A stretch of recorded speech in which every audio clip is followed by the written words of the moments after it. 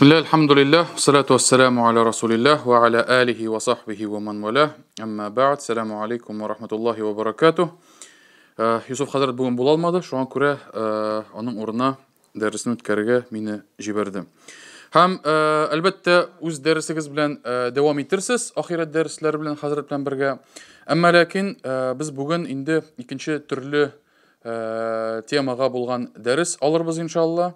Һәм ул да булса Коръәндә ачык иттереп ике урында килә торган Коръән аяты хакында сөйләшербез.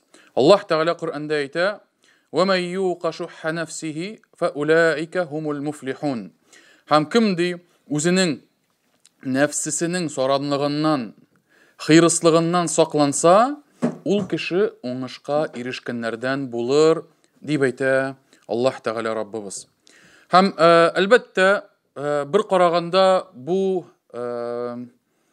теманың инде түрі ул күбрәк әдәп әхлакка кайта. Шулай бит, саран булмаска, һәм инде кымсыз булмаска, хыйрыс булмаска, шушы ише әдәп әхлакларга кайта.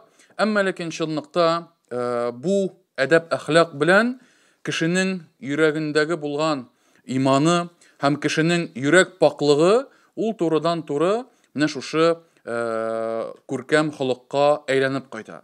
Һәм Аллаһ Тәгалә Раббыбыз да шушы сүзләрне башка кешеләр белән һәм башка туганнарыбыз булсынмы ул, якыннарыбыз булсынмы, яки җәмгыятьнең гадәти бер кешеләре булсынмы, алар белән күркәм мөгамәлә кылуга кире әйләнеп кайта.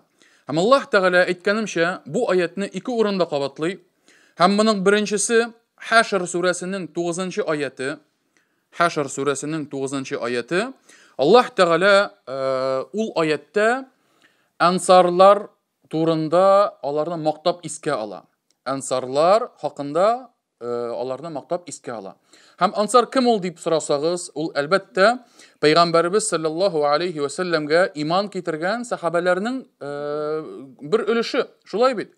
Һәм гомумән сахабаларны галимнәребез ике төргә бүләләр. Беренчесе мухаҗирләр, икенчесе ансарлар.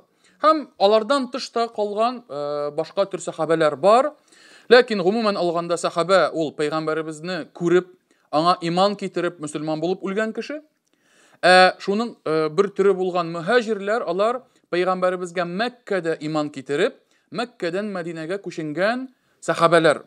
Ансарлар исә алар үзләре Мәдинәдә яшәп, һәм Пәйгамбәребезгә иман китереп, һәм мухаҗирләрне каршылаган Пәйгамбәребезнең сахабалары булып санала.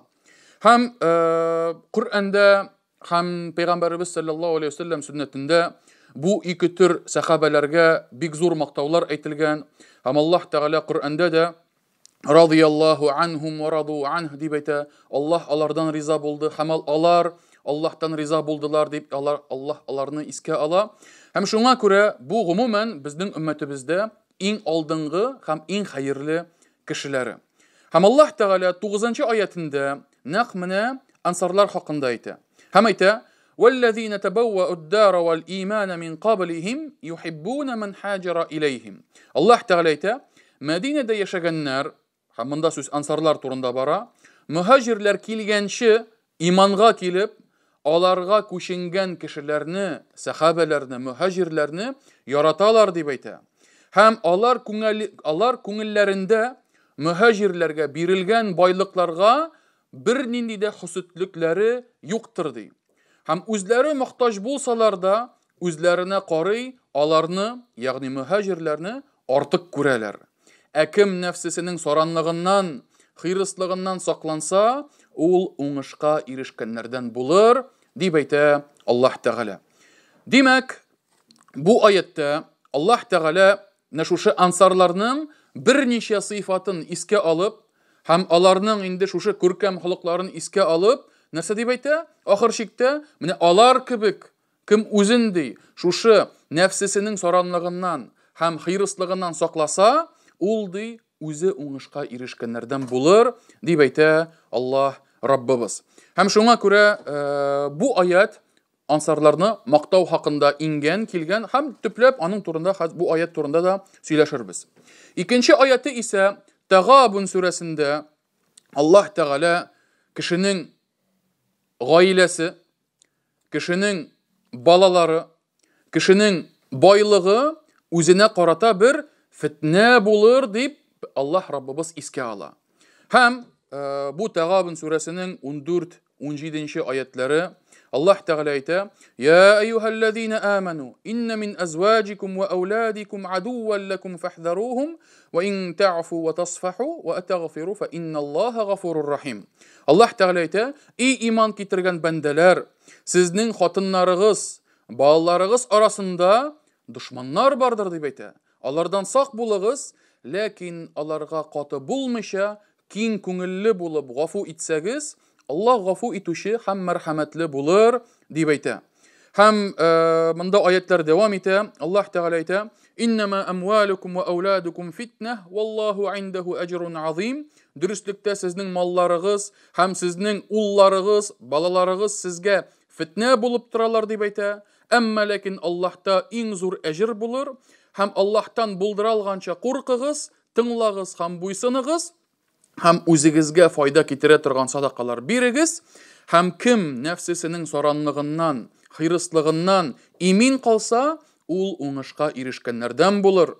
Әгәр дә Аллаһка күркәм бурыч бирсәгез, ул сезгә бурычны арттырыр һәм гөнаһларыгызны гафу кылыр дип әйтә Аллаһ Тәгалә.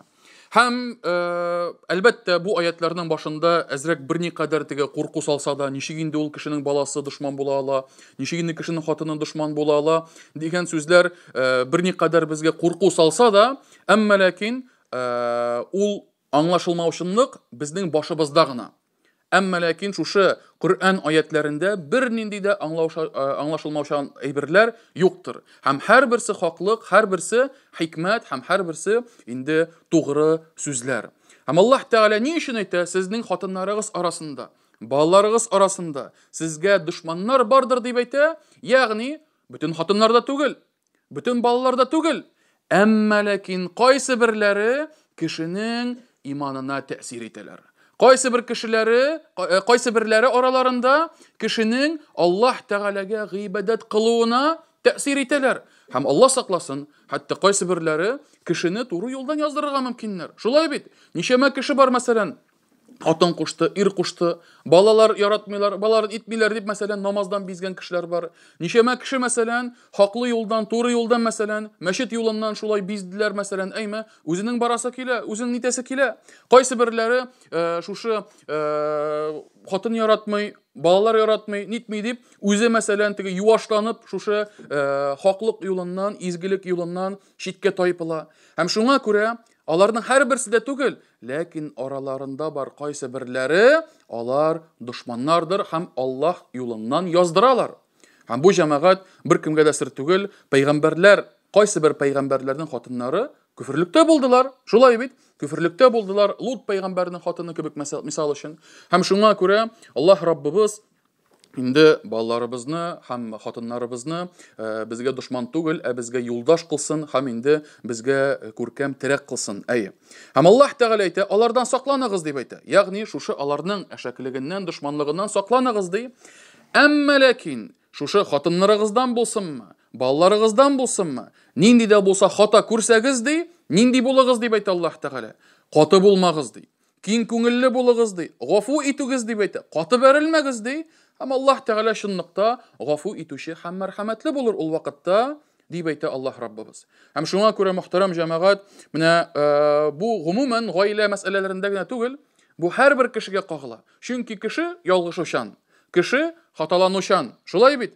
Һәм кеше хаталанган сайын, ялгышкан сайын, әгәр дә без аңа иң ачы сүзләребезне, иң ачы эшләребезне белдерсәк, иң ачы мөнәсәбәтебезне күрсәтсәк, ул шунлыкта инде кешене без инде бөтенләй өметен үзеп бетереп, инде аны шушы кайгы хәсрәттә калдырырга мөмкинбез. Һәм шуңа күрә Аллаһ Тәгалә мисал өчен нәкъ шул урында нәрсә ди? Киң күңелле булыгыз ди. Каты бәрелмәгез дип әйтә. Һәм гафу итегез дип әйтә Аллаһ Раббыбыз. Һәм аятларның дәвамы дөрестлектә сезнең малларыгыз һәм балларыгыз сезгә фитнәдер дип әйтә. Ягъни Аллаһ Тәгаләнең бу сүзләре кеше менә шушы байлыгына алданып, кеше балаларына алданып, ул кайсы бер вакытта ахират эшләреннән үзен мәхрүм калдыра. шушы ялгышып, алданып әйме, малым җитми, ним җитми мәсәлән әйме, балаларым мәсәлән теге балаларга кирәк, ниләргә кирәк дип, ул нәрсә эшли? Ул инде менә шушы дөнья эшләренә бирелеп, ахират эшләрен дә онытып җибәрергә мөмкин дип әйтә Аллаһ Тәгалә. Һәм шуңа күрә Аллаһ Раббыбыз искә төшерә, һәм Аллаһта ди зур әҗер бар дип әйтә. Аллаһның зур әҗеренә омтылыгыз ди.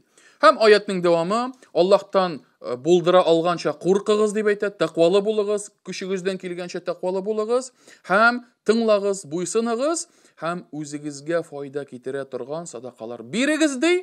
Һәм кем үзенең нәфсесенең саранлыгыннан, комсызлыгыннан, хыйрыслыгыннан сакланса, уңышка ирешкәннәрдән булыр дип әйтә Аллаһ Тәгалә Раббыбыз.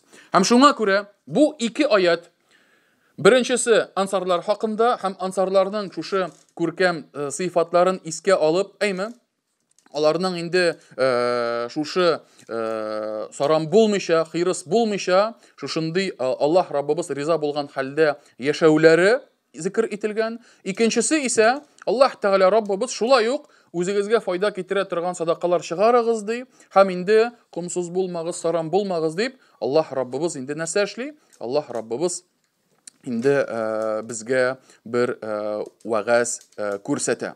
Һәм галимнәр менә шушы шух дигән сүз, чөнки бу ике аятта да гарәп телендә шух дигән сүз искә алына. Шух дигән сүзнең мәгънәсе нәрсә соң дип әйтәләр. Галимнәр әйтүенчә, менә шушы шух, шушы сүзнең мәгънәсе ди гарәп теленнән тәрҗемә иткәндә тыелу, комсызлык, бирмәү дип әйтә. Ягъни кеше ашыга, комсызлана, хыйрыс булып бирмәү ди, тыелып калуы дип әйтә. Һәм шуңа күрә менә кешенең саранлыгы да менә шушыннан килеп чыга ди. Ягъни кешенең тыелуыннан бирмим, минеке, үземнеке дип әйтүеннән аның саранлыгы килеп чыга ди. Һәм шулай ук кеше дип әйтә, ике кеше үзара сүзгә килсәләр, талашсалар, ызгышсалар, һәм кайсы бер вакытта менә шушы талаш ызгышлар нәрсәгә китерелә? Алар хәтта мәсәлән теге мәхкәмәгә барсыннармы, судка барсыннармы, башка җиргә барсыннармы, кайсы бер вакытта үзенә булсын дип түгел, шушы көндәшенә булмасын дип тырышып нитәләр. Шулай бит, аңа калмасын, аңа бирмәсен, әйме, үземнеке нәрсә булса бетсен, ләкин аныкы булмасын дип, менә шушылай бер-берсен батырырга теләүче кешеләр бар. Һәм менә аларга карата да нәкъ менә шушы сүз кулланыла дип әйтәләр галимнәребез. Һәм менә шушы кешенең комсызлыгы, кешенең саранлыгы, кешенең хыйрыс булуы, әйме, аны галимнәр әйтүенчә, кеше нәфсесенең, кеше җанының табигый булган бер сыйфаты ди. Ягъни Аллаһ Тәгалә безне дөньяга шулай барлыкка китерде ки, һәм безнең нәфсебездә, безнең җаныбызның бер сыйфаты менә шушы комсыз булуыбыз, саран булуыбыз, хыйрыс булуыбыз, ягъни тыелып бирмәүебез булып санала ди. Һәм шуңа күрә Аллаһ Тәгалә менә алдан әйтеп узган ике аятта кем нәфсесенең саранлыгыннан сакланса дип әйтә. Кем нәфсесенең комсызлыгыннан сакланса, кем нәфсесенең хыйрыслыгыннан сакланса, уңышка ирешер дип әйтә Аллаһ Тәгалә. Димәк, нәфседә ул бар. Димәк, кешенең табигатендә ул бар. Әмма ләкин, әлбәттә, кеше моннан тулысынча котыла алыр, юкка чыга алыр, һәм инде моннан инде җиңеләеп калыр дигән сүз әлбәттә бик авыр.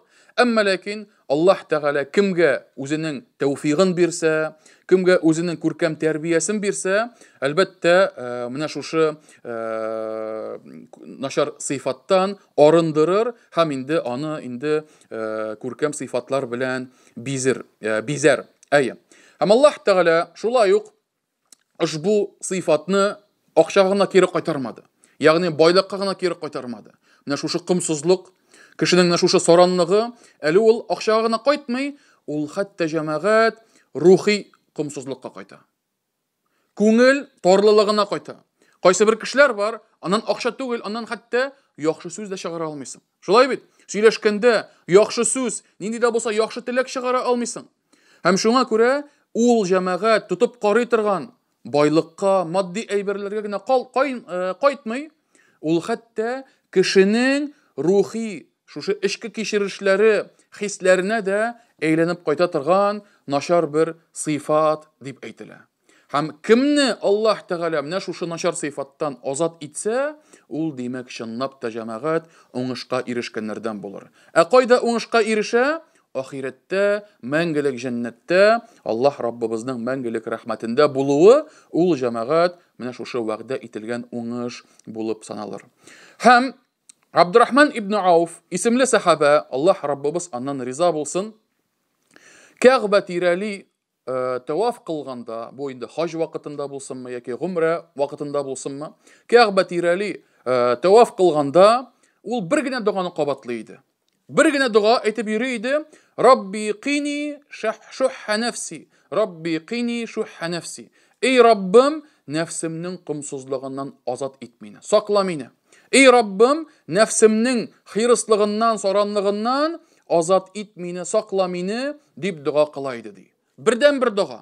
Һәм ди, бүтән теге Кәгъбә тирәли бит инде таваф кылганда 7 круг ясыйлар бит инде, шулай бит. Һәм аның һәрбер кругы ул күп вакыт ала. Ул 5 минут алырга мөмкин, 10 минут алырга мөмкин. Әгәр дә кешеләр күп булып, мәсәлән, кеше Харам мәчетенең, мәсәлән, 2нче этажына менсә, аннан да күбрәк вакыт алырга мөмкин.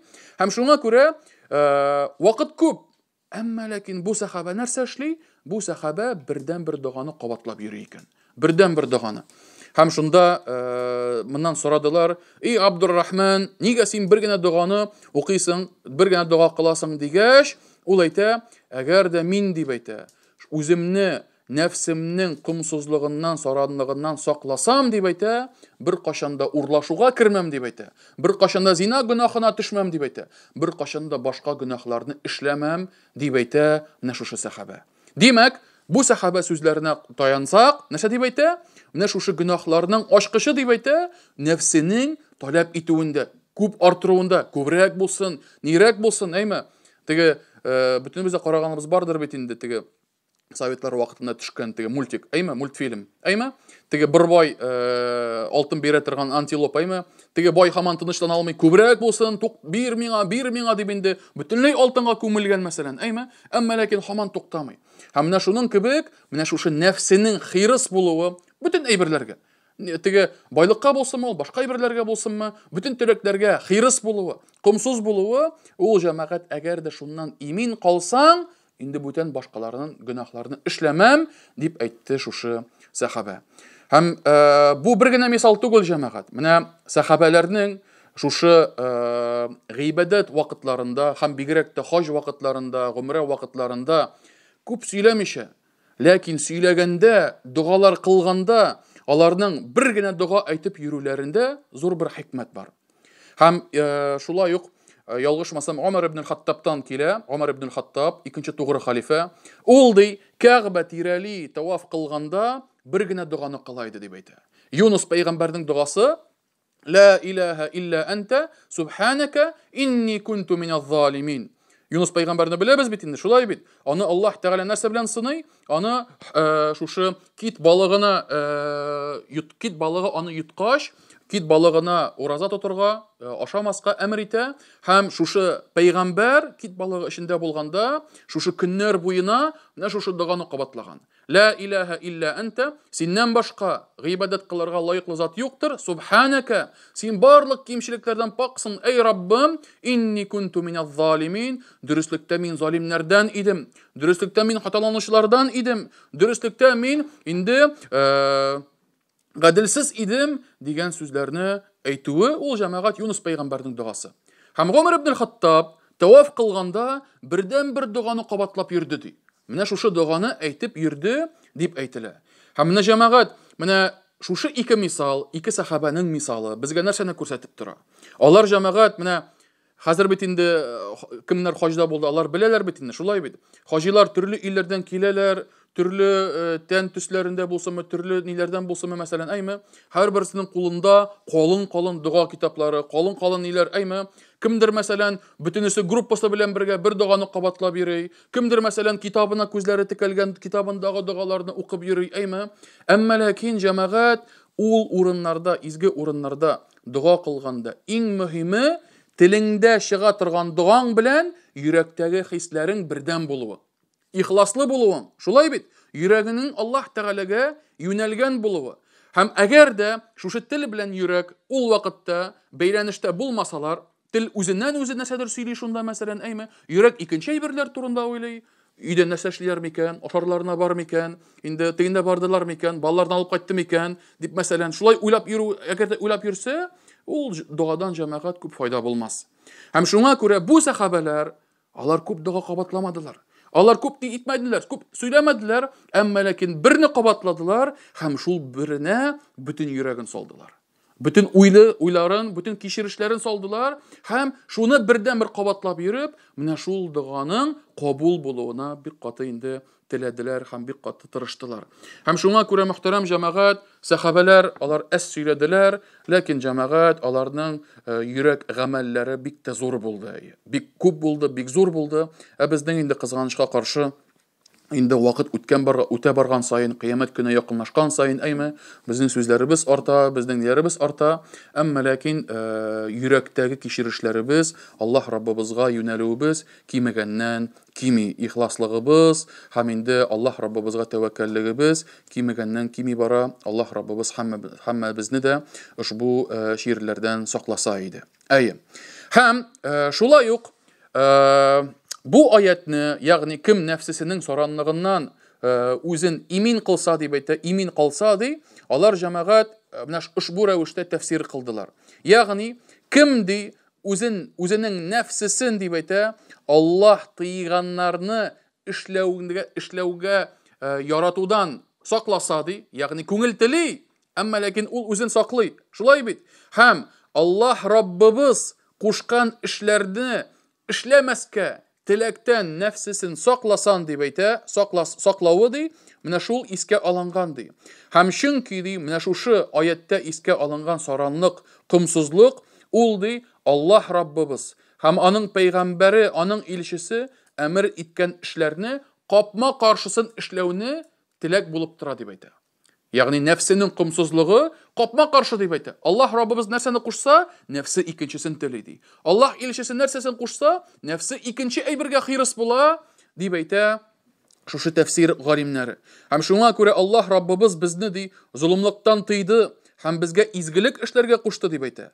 Кешенең саранлыгы аңа зулымлык эшләргә куша, кешенең малына кирип булсынмы, кешене рәнҗитеп булсынмы, кешене акыртып талау булсынмы, мәсәлән, әйме, шуны эшләргә куша ди һәм изгелек эшләүдән тыя дип әйтә. Бирмә, кемгә бирәсең? Нигә таратасың? Нигә ярдәм итәсең? Нигә? Дигән сүзләр белән ул менә шушы изгелек кылудан саклый, тыеп тора дип әйтәләр галимнәребез.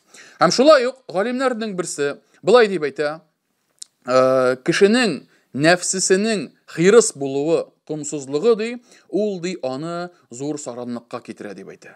Һәм саранлыкка үзендәге булган бөтен мал-мөлкәтен беркемгә бирмәскә, беркемгә чыгармаска куша ди. Һәм ул ди кешенең малына кирергә куша дип әйтә, әмер итә, зулымлык кылырга куша дип әйтә. Һәм шулай ук кешенең шушы зур хирыслыгы, нәфсесенең хирыс булуы, ул ди туганлык җепләрен үзүгә куша дип әйтә. Ягъни туганнар арасын бузуга китерергә куша дип әйтә. Һәм шулай ук ул ди көнчелеккә, хөсетлеккә китерә дип әйтте галимнәрнең берсе. Һәм җәмәгать менә ул чынлап та шулай менә туганнар арасында бик кызганыч безнең җирлегебездә, әйме, еш кына туганнар арасында ызгыш талаш нәрсәгә килә? Нәрсәдән китә?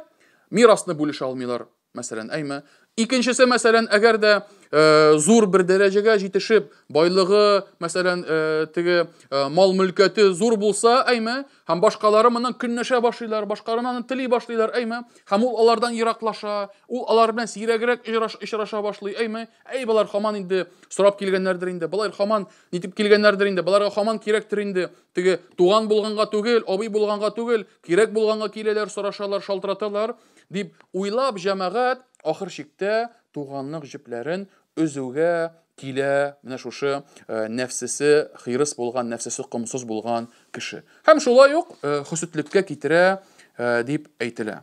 Һәм шуңа күрә Аллаһ Раббыбыз инде менә шушы ширдән, кымсыз булудан һәм инде хирыс булудан һәммәбезне дә сакласын. Һәм шулай ук Тагын бер китапта әйтелә, менә кешенең дип әйтә, комсыз булуы, кешенең хирыс булуы башкаларга нәфрәт белән карауга китерә дип әйтәләр. Нәфрәт белән карауга китерәләр.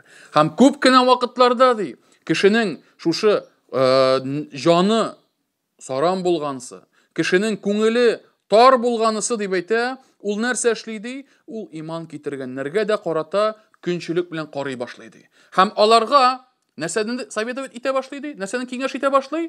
Гөнаһ эшләүне киңәш итә башлый. Мәсәлән, әгәр дә шушы иман китергән кеше мәсәлән моны эшләргә булса, ул аңа капма каршысын киңәш итә башлый. Аңа нәрсә? Шушы көнчелеге белән һәм шушы нәфрәте белән инде аңа шушындый киңәшләр бирә башлый дип әйтә. Һәм шуңа күрә көнчелек ди, көнче кешене нәрсәгә китерә ди?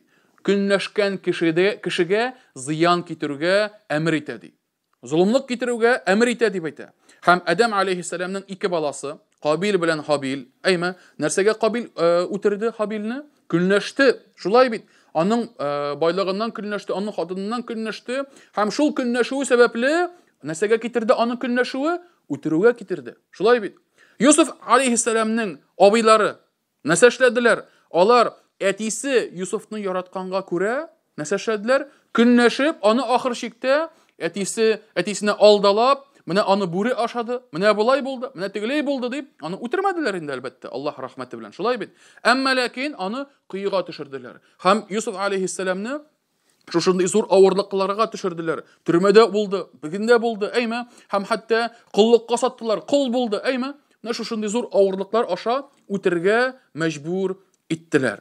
Һәм шуңа күрә моның сәбәбе нәрсәдә? Моның сәбәбе көнләшүдә һәм көнләшеп шушы нәфселәрен тыя алмаганга алар җәмәгать менә шушындый зур ниләргә, хаталарга төштеләр дип әйтелә. Әйе. Һәм кире әгәр дә менә шушы ике аятыбызга кайтсак, дәрес башында әйтелгән ике аятыбызга кайтсак, Хашр сүрәсенең 9-нчы аяты һәм Тагабун сүрәсенең 14-17 аятларында Аллаһ Тәгалә менә шушы комсыз булуны нәрсәгә кире кайтара? Шушы кешенең инде мал-мөлкәтеннән чыгарырга, шушының байлыгын саранланып, үзенең куенына инде якын итеп тотканга, Аллаһ Раббыбыз инде кем менә шушыннан имин булса, ул инде уңышка ирешкәннәрдән булыр дип әйтелә. Әмма ләкин бу аятларны әгәр дә ачыктан-ачык төпләп карасак, әйме, ачыктан-ачык төпләп карасак, монда җәмәгать ансарлар ничек иттереп мухаҗирларны каршылаганнарын әйтеп үтәргә кирәк. Һәм гомумән алганда һәрбер мөселман Аллаһ Раббыбызга һәм Пәйгамбәребезгә иман китергән һәрбер мөселман кеше аның ышанышында, аның башында, аның игътикадында, шулай бит, шушы мухаҗирләргә һәм ансарларга ярату билгесе булып торырга тиеш. Аллаһ сакласын, әгәр дә берәр мөселман үзенең күңелендә, үзенең йөрәгендә ансарларга нинди дә булса нәфрәт хисе уяна икән, бу җәмәгать бик куркыныч бер иманына бәрә торган бик куркыныч бер шир булып тора. Бик куркыныч бер агу булып тора. Пәйгамбәребез Мухаммад саллаллаһу алейхи ва саллям бер хадисендә әйтә, ансарларны ярату ди иман билгесеннән дип әйтә. Иман билгесе булып тора ди. Кем ансарларны ярата, димәк анда иман билгесе бар.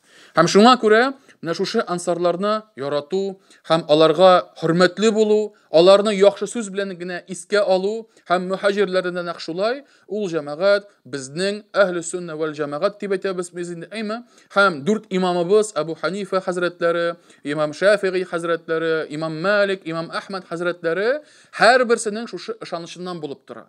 Һәм кем мухаҗирләргә һәм ансарларга ярата икән, кем аларга хөрмәт итә икән, кем аларны ярата икән, ул шушы дүрт имамның юлы белән бара дигән сүз. Әйе.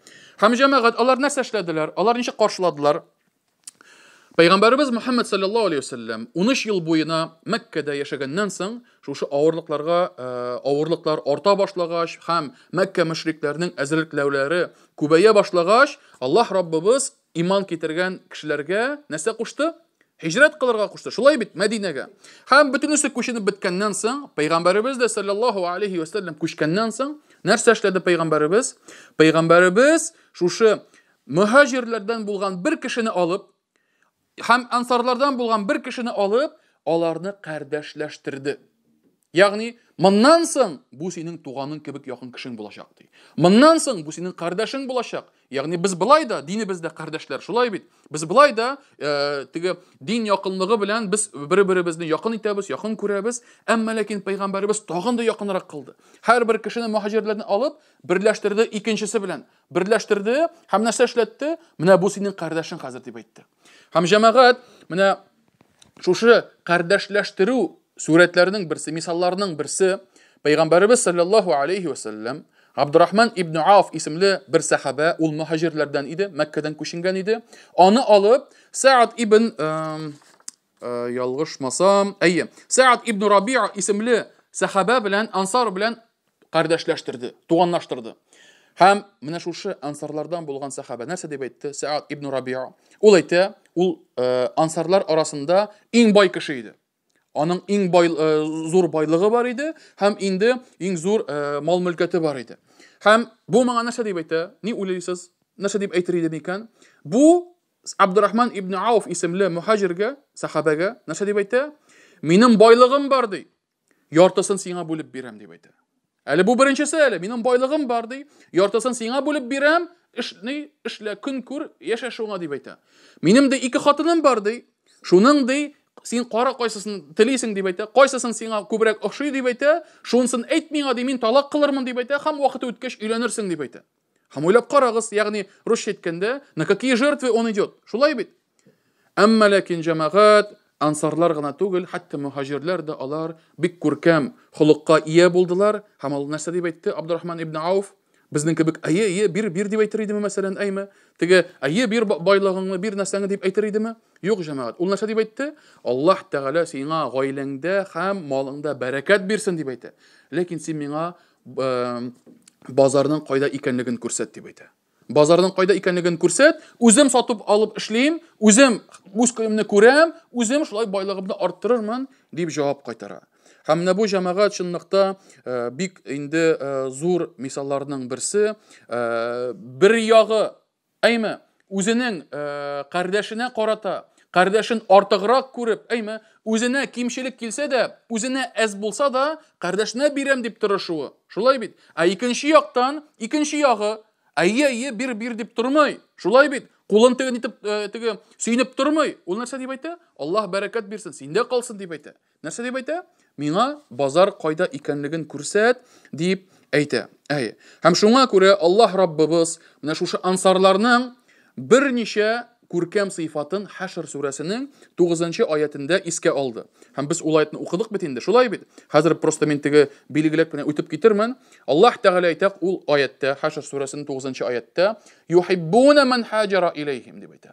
Алар янына күченгән кешеләрне яраталар дип әйтә. Димәк, алар йөрәкләрендә кардәшләренә карата мәхәббәт, кардәшләренә карата якын булу, кардәшләрен хөрмәтләү, шулай бит. Менә бу җәмәгать, менә безнең көннәр белән генә чагыштырыйк, әйме? Чөнки Мәккәдән Мәдинәгә күченгән кешеләр безнең бүгенге көндә ничек атала аларның исемнәре? Мигрант. Шулай бит. Күченгән кеше, миграция. Иммигрант дип әйтәләр, мигрант дип әйтәләр, әйме? Ягъни, каяндыр чит илдән килеп, синең яшәгән урыныңа килеп, синең белән бергә яшәүе. Менә җәмәгать беркем өчен дә сер түгел. Ләкин тулысынча Рәсәй күзлегеннән карасаң, мәсәлән, күп халык моны яратмый. Һәм мәсәлән, шул ук Урта Азиядән килгән кардәшләребез, мәсәлән, әйме, алар эшләргә киләләр бит инде. Алар теге яхшы тормыштан килмиләр бит инде, шулай бит. Авыр тормыштан килеп, теге үз көннәрен күрергә киләләр, әйме. Һәм кайсы берләре шуларны күргәннән соң безнең акчабызны ашарга килделәр. Безнең малыбызга керергә килделәр. Безгә булай эшләргә килделәр дип, алар нәфрәтләнеп карыйлар җәмәгать. Шулай бит. Кардәшләренә, үзенең кебек иман ияләренә, үзенең кебек намаз укучыларга, үзенең кебек ураза тотучыларга менә шушындый нәфрәт күзлеге белән карыйлар. Бу бик зур хата. Һәм ансарлар, алар нәрсәсе белән Аллаһ каршында зур дәрәҗә яуладылар? Алар Мәдинәдә булганда, аларга Мәккә әһелләре күченгәндә, аларны яраттылар. Рухи ярату белән, дин яратуы белән якын иттеләр шушы мухаҗирләрне. Бу булды беренче сыйфаты, яраттылар. Икенчесе исә, алар ди күңел түрләрендә көнләшмәделәр дип әйтә. Ягъни, шушы мөхаҗирләрдәге булган байлыклар Пәйгамбәрбез аларга садака биргәнме? Пәйгамбәрбез аларга ганимәт малын биргәнме? Яки мөхаҗир үзе бай булганмы, мәсәлән, әйме? Аларның кулында, мөхаҗирләрнең кулында нинди генә байлык булмасын, шул байлыкка карап аларның көнләшүләре булмады ди. Күңел түрләрендә көнләшүләре чыкмады дип әйтә. Һәм менә бу җәмәгать икенче сыйфат. Беренчесе алар яраттылар, икенчесе алар көнләшмәделәр. Алар саф күңелләре белән, кардәшләре белән мөгамәлә кылдылар. Һәм өченчесе исә, өченче сыйфаты, һәм ул шулай ук Хашр сүрәсендә 9-нчы аятта искә алынган. Алар нәрсә эшләделәр ди? Алар кардәшләрен үзләренә карый артык күрделәр ди. Үзләренә карый артык күрделәр. Инде русча инде ул самопожертвование дип аталадыр инде ул, әйме? Ягъни кардәшеңә күбрәк булсын, кардәшеңә яхшырак булсын, аңа нирәк булсын дип караулары өчен Аллаһ Тәгалә каршында зур дәрәҗә яуладылар. Һәм Пәйгамбәрбез Мухаммад саллаллаһу алейхи ва саллям моны хадисләрендә искә ала, һәм бәлки ул хадисне бик еш ишеткәнегез бардыр, аны инде хутбәләрдә кабатлыйлар, дәресләрдә кабатлыйлар. Пәйгамбәрбез Мухаммад саллаллаһу алейхи ва саллям әйтә: "Ла ю'мину ахадукум хатта юхибба ли ахиhi ма юхиббу ли нафсиhi" дип әйтә. Берегездә ди тулы иман китермәс ди, кардәшенә үзенә нәрсә теләгәнне кардәшенә теләгәнчегә хәтлек дип әйтә. Ягъни кашан гына камил иман булыр, кашан гына тулы иман булыр, әгәр дә кардәшеңә үзеңә теләгәнне тели башласаң. Менә бу җәмәгать аерылып тора торган әйбер. Ягъни кардәшеңне артык күрсәң. Һәм бу сахабалар арасында әйткәнемчә, менә шушы ике сахабаның бер-берсе белән сөйләшүләре, әйтеп уздым бит инде, шулай бит. Абдурахман ибн Ауф белән Саад ибн Раби'a исемле сахабаларның сөйләшүләре булсынмы? Шулай ук менә тарих китапларында китерелә, Пәйгамбәрбез саллаллаһу алейхи ва саллям вафат булганнан соң, шулай ук кайсы бер сахабалар инде булайды тарихи сугышлар, шул сугышларда катнашканда бер вакытны 7 сахаба җәрәхәтләнә. 7 сахаба җәрәхәтләнә. Һәм җәрәхәтле кеше сугыш кырында бик авыр инде, әйме? Иң беренче теләкләре нәрсә? Әз генә булса да су ичү. Әз генә дә булса да шушы сусауны басу, ашау әзрәк, әйме? Һәм 7 җәрәхәтләнгән сахаба ята. Һәм беренчесенә килгәннәр су белән, җимеш белән, финик белән, әйме? Ашап кара дип әйтә. Кырыемда кардәшем ята ди. Кырыемда җәрәхәтләнгән кардәшем ята ди, аңа булсын ди. Һәм икенчесенә киләләр. Ул өченчесенә әйтә: "Минем кырыемда тагын да җәрәхәтләнгәнрәк, миннән дә авыррак булган кардәшем ята ди." Шулай итеп җәмәгать һәр берсенең 7-сен йөреп чыгалар. 7-нчесеннән беренчесенә килгәндә инде беренчесе җан биргән була. Икенчесе җан биргән була. Өченчесе җан биргән була. Һәм шулай итеп 7-се дә дип әйтә, берсе дә капмый, берсе дә бер йотым су эчмәй, 7-се дә инде вафат булалар дип әйтелә, һәм шаһидләр үлеме белән үләләр дип әйтелә. Һәм менә бу җәмәгать, менә безнең тормышыбыз күзлегеннән карасаң, акылга сыймаслык әйберләр. Ягъни ничек иттереп, менә шулай итеп, хәтта шушындый вакытта да кардәше хакында уйласын. Ничек иттереп, мәсәлән, ушбу ансар сахаба үзенең ярты байлыгын, ул да бер өлешендә түгел, уннан бер өлешендә түгел, 3тән бер өлешендә түгел, яртысын бүлеп бирмәкче була. Ничек иттереп ул яраткан хатыныңны инде әйт ди, теләсәң дип әйтә, мине айырып җибәрәм дип әйтә. Айырырмын, вакыты үтер, күпмедер вакыт үткәннән соң өйләнерсең дип. Ничек иттереп ул алай бирә ала? Безнең башыбызга алай сыймый. Әмма ләкин җәмәгать аларның менә шушы кардәшләренә карата шушы саф күңеллекләре белән Аллаһ Тәгалә каршында зур дәрәҗәгә ирештеләр. Шуңа күрә Коръәндә Аллаһ Тәгалә Аллаһ алардан риза булды, һәм алар Аллаһтан риза булдылар дип әйтелә. Һәм шулай ук Аллаһ Раббыбыз кайсы берләре хакында үзләре исән булганда ук бу җәннәт әһле дип Пәйгамбәрбез саллаллаһу алейхи ва саллям әйтте. Шуңа күрә Пәйгамбәрбез саллаллаһу алейхи ва саллям Әбу Бәкр турында мисал өчен җәннәткә бер хисапсыз керер дип әйтә. Калган бөтен кешеләрнең гамәлләре мизанга салыныр, изгелекләре, гөнаһлары, әйме кайсы авыррак, шуннан инде хөкем кылыныр, әмма ләкин Әбу Бәкр турыдан-туры җәннәткә керерләр дип әйтелә. Нәрсәсе белән алар алдырдылар? Нәрсәсе белән алар уздырдылар? Менә шулай кардәшләрен, сәбәпләренең берсе кардәшләрен үзләренә карый артык күрүләре белән алар җәмәгать Аллаһ каршында шушындый зур бер дәрәҗә яуладылар. Һәм шуңа күрә без дә бүгенге көндә үзебезнең зәгыйфлегебез аркасында аларны бу теге нормаль кешенең эшләре түгелдер дип кабул итәбез җәмәгать. Без моны ышанып җитә алмыйбыз җәмәгать. Үзебезнең зәгыйфлегебез аркасында. Үзебезнең менә шушындый теге дөнья белән мавыгу, дөньяга хыйрыслык белән аркасында без җәмәгать моны кабул итә алмыйбыз. Ләкин аларның тормышлары менә шушындый булды. Һәм аларның тормышлары, аларның дөньялары йөрәкләрендә түгел, кесәләрендә булды дип әйтәләр галимнәр. Әйе. Һәм инде шушы мисалларның берсе булды. Һәм инде шулай ук мөхтәрәм җәмәгать, галимнәрнең берсе Ибн аль-Кайим булай дип әйтә.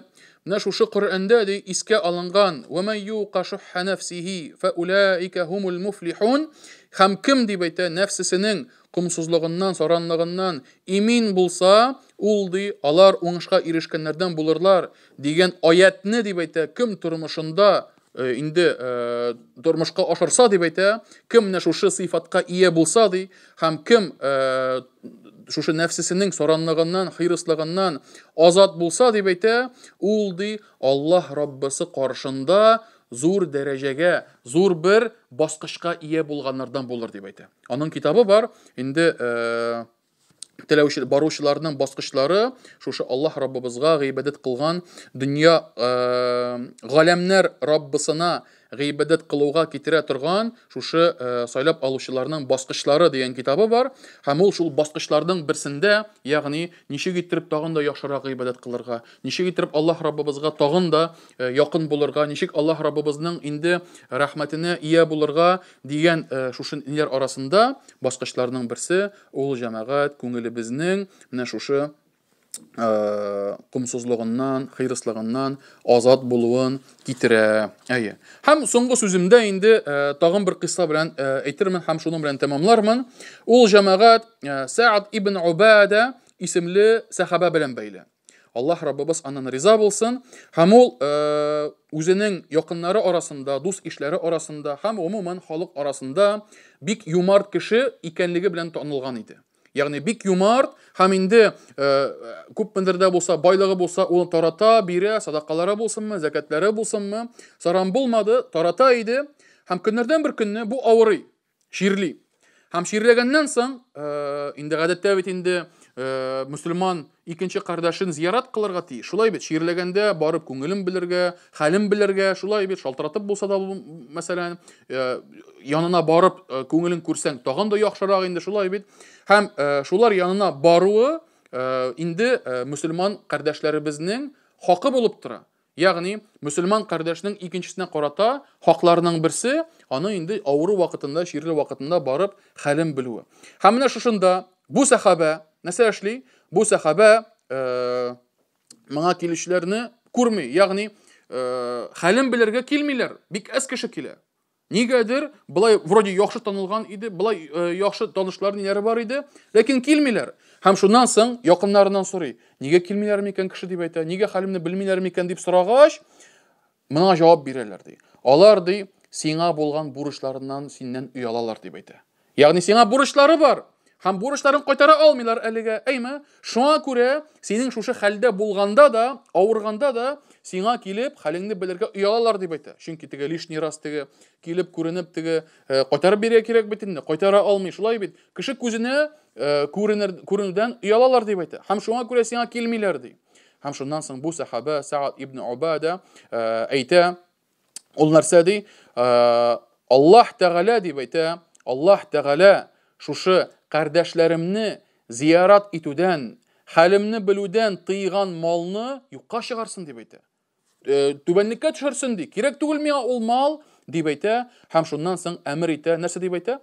Кемнең ди миңа бурычы булган булса, белегез ди, ул бурычны мин гафу иттем дип әйтә. Белегез ди, ул бурычны гафу иттем һәм бүтән ул бурычны кайтаруны сорамыйм дип әйтә. Һәм шул көнне, игълан иткән көнне киштә җитми, нәрсә булды ди? Киштә җитми, йортына шул хәтле кеше күп җыелды ки ди, хәтта йортының инде керә торган ишеге дә инде ватылды дип әйтелә. Ягъни кешенең күп килүеннән, хәлен белүеннән әйме, шул хәтле күп халык килде ки ди, ул хәтта ишеге ватылды дип әйтелә шушы хәбәрдә.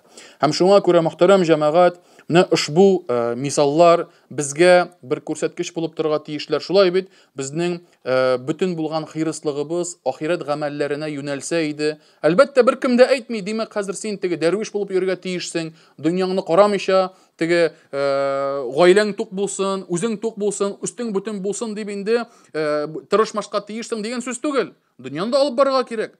Дөньяны да карарга кирәк. Әмма ләкин безнең хирыслыгыбыз, безнең инде тырышлыгыбыз ахират гамәлләренә булсын.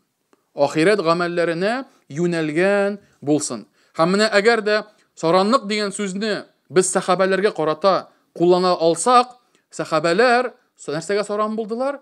Ахират гамәлләренә саран булдылар. Ягъни дөнья гамәлләренә түгел, ахират гамәлләренә. Ягъни үзе эшли ала торган изгелекне кардәшенә бирмәде. Үзе эшли ала торган хәерле гамәлне, әҗер савапны кардәшенә, ярар, кардәшемә булсын дип тырышмады. Үзем эшлим, үзем алам, үзем күбрәк эшлим дип тырыштылар. Дөньяви гамәлләрдә әлбәттә бер-берсенә ярдәм иттеләр. Әлбәттә, бер-берсен инде ярдәм итеп тордылар, бер-берсенә терәк булдылар. Һәм шуңа күрә Аллаһ Раббыбыз һәммәбезне дә бөтен мавыгыбызны, бөтен хирыслыгыбызны ахират гамәлләренә юнәлтсә иде, әҗр савапларыбызны арттырса иде, һәм инде һәммәбезне дә күңелебез саранлыгыннан, күңелебез комсызлыгыннан инде имин кылса иде, һәм җаныбызның шушы хирыслыгыннан безне һәммәбезне сакласа иде. Субханакаллаһумма бихамдик, أشهد أن لا إله إلا أنت أستغفرك وأتوب إليك.